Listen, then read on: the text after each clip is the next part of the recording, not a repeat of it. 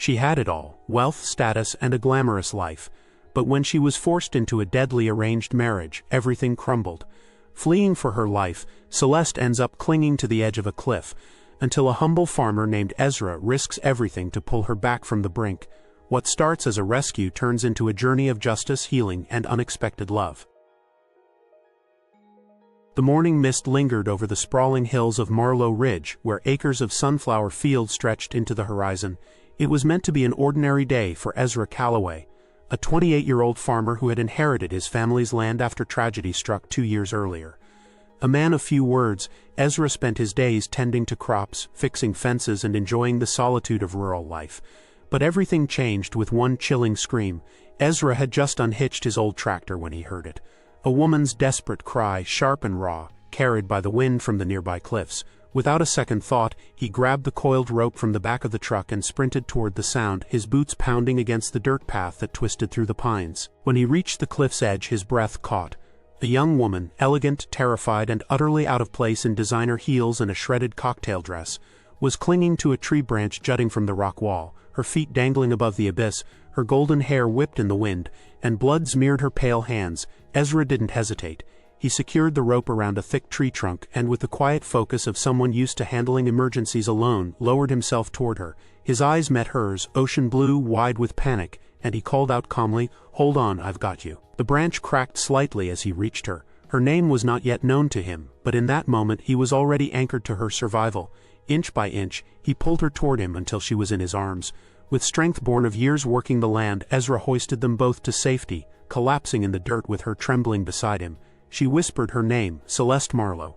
That name alone would soon change everything. Ezra brought Celeste back to his farmhouse, rustic but warm, nestled between tall pine trees and golden fields. The woman he rescued looked more like a model from a magazine than someone who belonged in the countryside. Her designer gown was ruined, her makeup smudged, and yet there was a quiet fire in her eyes that hadn't been extinguished by fear. He offered her hot tea and a blanket while she sat in his grandfather's old rocking chair. She held the mug tightly with both hands as though anchoring herself to the present moment. After an hour of silence, she finally spoke. "I wasn't supposed to make it out of that car." Ezra furrowed his brow. "You were in a car. They drove me to that cliff to make it look like an accident," she whispered. "They were going to kill me." Celeste explained that she was the daughter of billionaire mogul Aldrich Marlowe, and was engaged to marry Vincent Rallis, a man known publicly for his charm but feared privately for his ruthlessness. The engagement was a business arrangement, her father's idea to consolidate power. When Celeste found evidence that Vincent was involved in illegal trafficking and money laundering, she tried to confront her father. He didn't listen. Instead, he handed her over to Vincent. She barely escaped from Vincent's men during the drive to the cliffs. They thought they could silence her, but she jumped from the car just in time, ran through the woods, and ended up clinging to the edge of a cliff. Literally and metaphorically, Ezra listened without interrupting. His quiet presence calmed her. He didn't treat her like a fragile socialite. He saw her as a fighter, and for the first time in years, Celeste felt like she was being seen. The following morning brought a misty calm over the fields, but inside Ezra's farmhouse the air pulsed with urgency. Celeste had barely slept.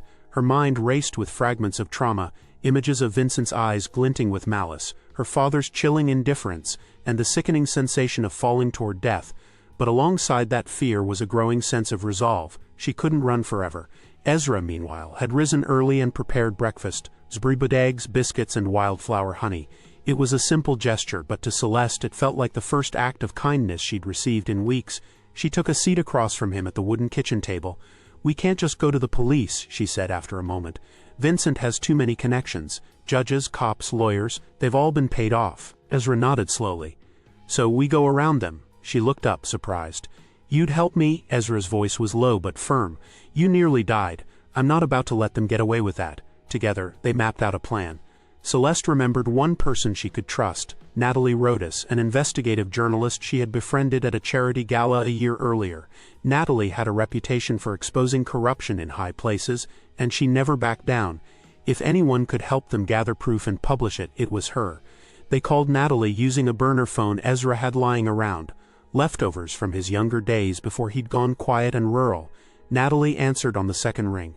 Celeste's voice trembled at first, but as she laid out the details, Vincent's empire of fear, her father's betrayal, the attempted murder. Natalie grew quiet. "You need to get me evidence," Natalie said finally.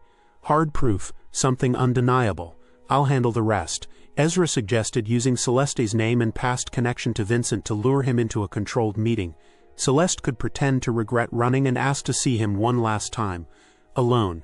It was dangerous, but Natalie agreed it might be the only way to bait him into confessing or acting out. They looped in Marcus Lang, a fearless attorney who had helped Natalie in the past. Marcus would be nearby during the meeting with law enforcement hidden and ready. Celeste was risking everything, but for the first time she wasn't alone. And Ezra, steady, strong, and calm, was by her side for every step. The trap had been set. Celeste sat in the back of Ezra's old pickup, heart pounding as they drove toward the abandoned Wexler Lodge, a forgotten ski resort buried in the forested mountains west of Marlow Ridge. Natalie had chosen the location carefully. Secluded, spacious, and ideal for recording and surveillance. Vincent had replied within 10 minutes of Celeste's message. "I knew you'd come to your senses. I'll come alone." This time no more running. The tone of his message made her skin crawl. As they neared the lodge, Celeste reached for Ezra's hand. "What if he doesn't fall for it?" Ezra glanced at her, his dark eyes unwavering. "Then we adapt, but no matter what, I won't let him hurt you again." She took a deep breath. Her disguise was in place, sunglasses, neutral makeup, and a long coat. She looked like a woman trying to slip back into her former life, but in truth she was preparing to burn it all down. Inside the lodge, hidden cameras were already in place. Natalie and Marcus monitored the feeds from a surveillance van parked half a mile down the trail. Ezra waited in the shadows just outside the main room, a concealed mic tucked beneath his collar, connected to law enforcement ready to close in. The plan was simple: get Vincent to admit to the crimes, preferably on camera, and keep him talking long enough for the police to arrive. Celeste waited alone in the open lodge, sitting on a cracked leather chair as dust floated in the pale sunlight. Her heart slammed in her chest with every sound. Then the door creaked open. Vincent Rallis stepped in like a predator returning to a familiar hunting ground. He was immaculately dressed, every inch the charming millionaire, but his smile didn't reach his eyes. "Darling," he said, spreading his arms, "you look radiant." Celeste stood slowly, forcing a tremble into her voice. "I shouldn't have run. I was scared." Vincent walked closer. "You embarrassed me, Celeste. You were promised to me. And now you're crawling back?" She took a careful step back, her fingers tightening around the hidden mic beneath her coat. "I need to know, did you really order them to kill me?" His smile faltered. "You left me no choice." In the surveillance van, Marcus turned to the officers. "That's it, we've got him." Vincent Rallis took another step toward Celeste, his polished shoes echoing through the empty hall. His tone had turned darker, more possessive. "You know what happens when people betray me. Even your father understood that. He knew the price of disobedience." Celeste's blood ran cold, but she held her ground. She was no longer the frightened woman clinging to a branch. This time she was rooted in purpose. "What price?" she asked softly. He scoffed. "Ask your friend Nadal." The front door burst open before he could finish. Shouts filled the air as armed officers swarmed into the room, followed closely by Marcus Lang and Natalie Rodas with camera equipment in tow. Vincent froze. "What the hell is this?" Natalie held up a recording device. "It's called justice." Vincent's expression contorted into rage as he lunged toward Celeste. But Ezra, who had been waiting just beyond the window, was faster. He tackled Vincent from behind, pinning him to the floor until the officers cuffed him. "You'll regret this," Vincent snarled as they dragged him away. "No," Celeste whispered, "you will." The headlines the next morning spread across every major news outlet. "Millionaire heir arrested in conspiracy plot. Whistleblower bride speaks out." Natalie's report had gone viral. The audio and video evidence captured Vincent's confession and exposed layers of corruption tied to powerful elites. Investigations were opened against Aldrich Marlowe and several high-ranking officials. But for Celeste, the fight wasn't over. While Vincent sat behind bars, her father remained under scrutiny, refusing to speak to her.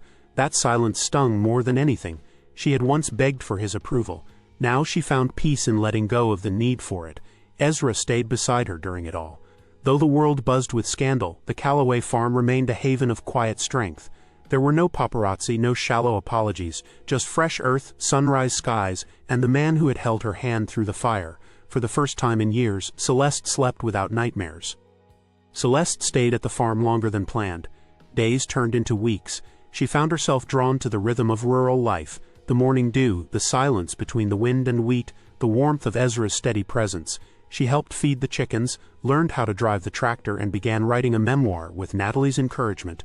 For a woman who had once lived under the weight of high society's expectations, finding purpose in simplicity was like breathing for the first time. One evening, after repairing the old fence on the north end of the field, Ezra handed her a folded piece of paper. It was a hand-drawn design of a cottage, small, open, and sun-filled. "For you," he said simply, "if you ever decide to stay." She looked at him, eyes glistening. "You still think I might leave? I'd never stop you, but I hope you don't." Celeste didn't answer. Instead, she leaned forward and kissed him. Celeste filed the paperwork to legally change her name. Celeste Calloway. Not for ownership or escape, but for rebirth. She chose it for herself, for the woman she had become on Ezra's farm with dirt on her hands and love in her heart. She and Ezra married beneath the large sycamore at the edge of the property. There were no crowds, no press, just close friends, Natalie, Marcus, and a few neighbors. The bouquet was hand-picked. Her dress was simple. But when Ezra said his vows, promising to love her through every season, she knew she had gained everything. They adopted a little girl named Lily, whose mother had died in a nearby county years ago. Celeste took to motherhood with a ferocity and tenderness that surprised even her. Every bedtime story, every scraped knee, was another step toward healing. Though the years ahead had challenges, Celeste never once doubted her decision to stay. She turned her story into a foundation for women escaping forced marriages and abusive relationships. With Natalie's help, they built safe houses, provided legal aid, and offered the one thing that had saved Celeste, hope. She often spoke at rural schools and women's shelters, always beginning her story with, "I was hanging off the edge of a cliff and a stranger pulled me up." Ezra, ever grounded, expanded the farm with her help, planting orchards in the backfields and starting a community garden. He never sought the spotlight. His reward was the life they'd created, one rooted in truth and love. Their daughter Lily grew strong and curious. She loved riding on the tractor with Ezra and helping Celeste pick herbs in the garden. Together, the three of them made up a family built not from tradition but from choice. On the 5th anniversary of her rescue, Celeste returned to the cliff with Ezra and Lily. The same tree still clung to the rock, roots stronger than before. She stood at the edge, not with fear but with reverence. She no longer saw it as the place where she almost died, but where her life truly began. As the sun dipped behind the hills, casting golden light across the horizon, Celeste wrapped her arms around Ezra and Lily and whispered, "Thank you for seeing me when I was invisible." Ezra kissed her temple. "You were never invisible. You were just waiting to be found." If this story moved you, reminded you of the strength in healing and the power of love found in the most unexpected places, don't forget to like, comment, and subscribe for more heartfelt stories that celebrate resilience, courage, and hope.